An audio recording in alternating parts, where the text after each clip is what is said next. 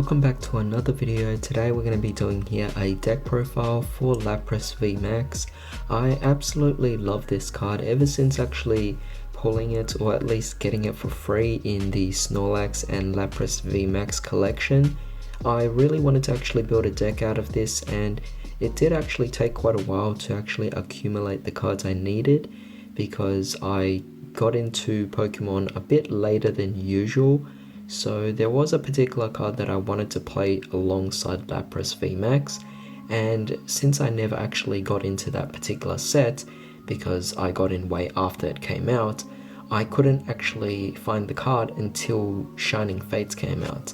So one of those cards we'll actually get to, but it is essentially another key card which works alongside the Lapras V Max, and to have the two actually work together is definitely something I'd been hoping for a long time. So because I have access to both now, I figured I might as well just show you guys my deck profile, and this would actually be quite a fun deck to showcase here. Water has also become one of my most favorite energy types in the entire, I guess, TCG. I used to start off liking psychic types, but water has really just grown on me. I mean, it's just something that is so versatile, so flexible, and you pretty much get everything available to you without any worry about standard rotation or any ban list hits or something like that. So with that being said, I would like to remind you guys to drop a like, share, comment, and consider subscribing as well if you enjoyed these videos, because that way you could always be notified when another new video comes out. But with that being said, let's just begin. So starting off here, I'm going to be playing 2 copies of the Lapras V Max as well as 3 copies of Lapras V. Now the reason why I chose this particular ratio is because of the fact that Lapras V Max is already a very powerful Pokemon at 320 HP. You don't really have to go into it as often, and even though it's nice, it is quite a specific kind of card to actually go for an attack with. But it requires an evolution still. Whereas when it comes to the Lapras V on its own, its attack by itself can still definitely dish out damage. So playing the extra copy definitely works because you want to see it more so as a basic Pokemon, making it a lot more easy to search out and not as much as a break, given that it's not necessarily a stage 1 card or higher. So with that being said, this is the ratio I'm going with. I like the fact that I do have these 2 particular versions of the cards. I could have easily just had the regular versions, but to have the full arts and to have the shiny versions, really nice. But the ratios here is what I'd recommend. Next up, I'm playing 3 copies here of Empoleon V. Absolutely underrated card. I consider this to be my secondary attacker after the Lapras V Max, of course. But your main priority with this particular card is to use the ability card or the ability effect, allowing you to essentially just keep your opponent's Pokemon with no abilities, which I think is definitely just really amazing. So this was essentially the engine that I wanted to focus on, the Frostmoth. This came out back in Rebel Clash, but when I got into the TCG, it was around Vivid Voltage and Champion's Path, so I was already very late into the game. As a result, I missed out on Rebel Clash and couldn't actually get the Frostmoth. It was just really difficult. So with that being said, the Frostmoth, I had to wait until Shining Fates came out, and that's pretty much how I got access to these cards. But Ice Dance is an absolutely amazing ability, allowing you to just attach all of your water energy to your Lapras V Max, of course, and pretty much just go away with that, and that is definitely a really efficient engine. Finally, for a bit of draw power, I'm just sticking here to the Snorlax.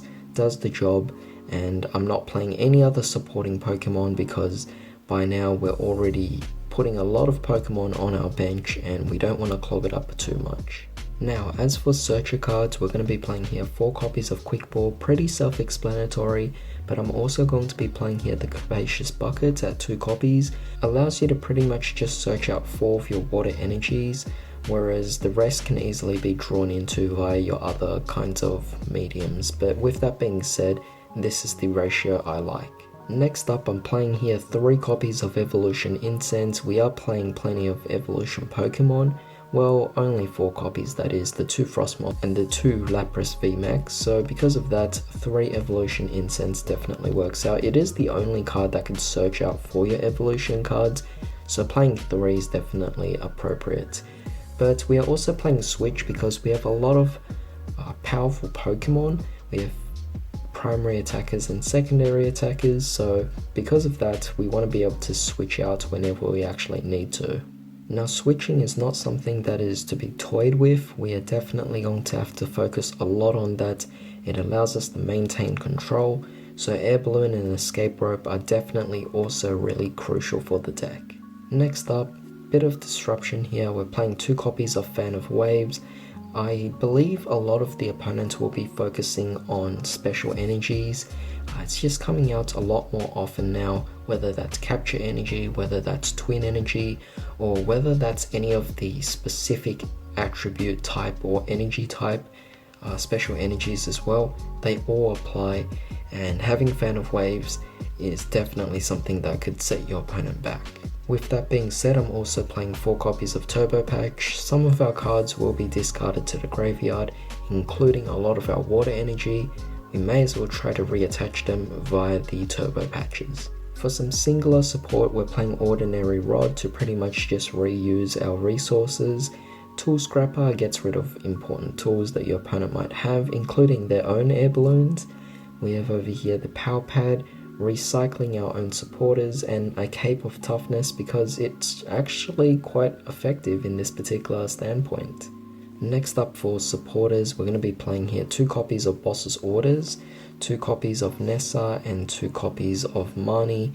It's just a really nice balance here, good control, good management of resources, and good way to pretty much disrupt the opponent. So I absolutely love that we have all of this. It just works out in this golden ratio. That does go without saying that we're going to be playing here the 4 copies of Research.